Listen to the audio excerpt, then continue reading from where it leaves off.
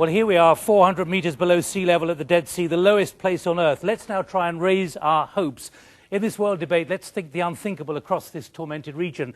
Iraq, Iran, Jordan, Syria, so many countries, and moving on to Israel, Lebanon, and of course Egypt. 23 nations in this region, all of whom are looking for a new optimism, especially the young, 200 million who are now under 24. The two-thirds who simply look for jobs and can't find them. What's the future for them? What's the unthinkable potential now for jobs growth, for economic growth, for so much to change in this region in ways which is happening in other developing countries? It takes some imagining. Some may think it's unthinkable, but let's think the unthinkable. And I'm joined by leading political figures, business figures, and many from across the region who are prepared to join this spirit of brainstorming. Let's unbutton ourselves. Where is the optimism? I want some ideas, please, positive ideas of where this is going to come from. The positive trends that I see are that there is more leniency in what can and cannot be said. Right, please. Growing acknowledgement of the need for political and economic reforms. The status quo is untenable. I don't see optimism comes from political leaders at all. I see optimism comes from the people themselves, the people who suffer. And I can feel the will and the power that the people have now to end the suffering that they live. Education is the key to everything, to reform, to industrial growth, to business, to partnership between private and public enterprises, all of that. Well, I think I've managed to unbutton you, so much so that I'm actually going to take my coat off. And I hope a lot of you will do the same and come back behind to this area where we're going to divide you up into different areas. On the political side, pluralism and participation, democracy, for example, employment and the job crisis, fundamental to this region. And on the political side, civil society and human rights. On the social side, women in the Middle East, fundamental again because of what's been identified by so many reports up to now. Education, skills and training, and finally, employment and the jobs crisis. Okay, let's get to work. If you could brainstorm, we'll capture what you've done after about 25 minutes. That's the big problem. I experience myself that very often the government is far ahead in terms of ideas, of doing things, but simply the human infrastructure, so to speak, is not following up. I mean, either they don't have the knowledge, the skills, or simply they don't understand, or simply they are defending their own things. I'd like to encourage everybody to use very concrete bullet points that we can challenge ourselves and our minds. There is the lack of opportunities that can act as alternatives for those youth so that they will not go to violence or to whatever, extremist views or whatever. It has to be institutionalized in some way. This is a very young area, so a certain percentage of youth must be in the institutions of power in this region. We must come from within and draw up our own systems that meet our needs for all of these things. And that can only come from an engagement between the citizen and the government. It cannot be done imposed from the top. Going into a sharing module, so we've all been looking at one slice of the political aspects. Now, the other team here has also been looking at another slice, and the team over the back there have been looking at a different slice. So we're going into what we call share.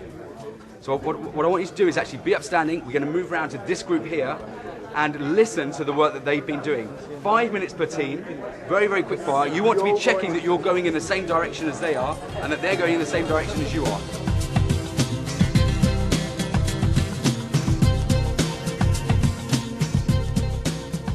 We shouldn't look at the Middle East as one region and say that there's one lack of transparency across the region, that there are many different good things going on in the region, and that we have to be able to look at those and say, well, in the UAE this is happening, in Kuwait this is happening, in the Saudis certain things are happening, which are positives.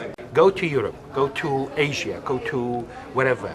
What is happening in this region is impacting the rest of the world. The rest of the world is impacting us. It's not a one-way street, it's a two-way street. All right, let's examine that impact. You've done two so far. Can you now go to the third wall and do a summary of civil society and human rights, please? Thank you. Jerusalem is the capital for both peoples, but the entire Jerusalem becomes the seat of the US. Capital of the Palestinian state. Just to complete the sentence. Right, what we're seeing here is almost an impatience to hear what everyone else has been saying in the hour and a half they've been gathered. A remarkable exchange of information and ideas, and a richness which now we want to capture to the other side of the wall.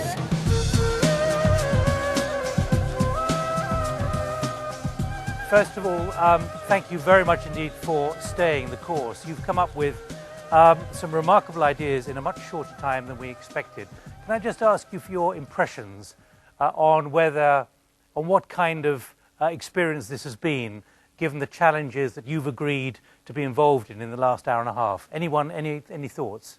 I think it's really interesting to see from the various groups there is some common themes that come out, and it'd be very good to encapsulate these common themes, because it's interesting from the various economic, political, and social groups that have discussed many of the issues, there are actually some underlying common themes that come out as solutions. Yeah, I think it gave everybody a chance to dream a little, and then also to think about the steps that you pragmatic take, dreaming. and then take the steps about how to actually implement those dreams.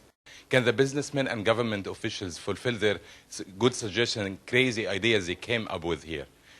We thought Why do you say crazy? Why do you say crazy? Because actually creativity comes usually from crazy ideas, unusual ideas. I like this. Thinking outside the box is the only way to jump outside the box. Can I thank you all for the intensity of your discussion and the energy you've put into it. And let me just try and capture for you some of the areas which Alicia, our artist, has been summarizing. Optimism, the glass is half full. Thank you, Alicia. The empowerment of business leaders, best practices, success stories. I can't summarize the whole thing, but I just want to get you a sense of what's being captured from this.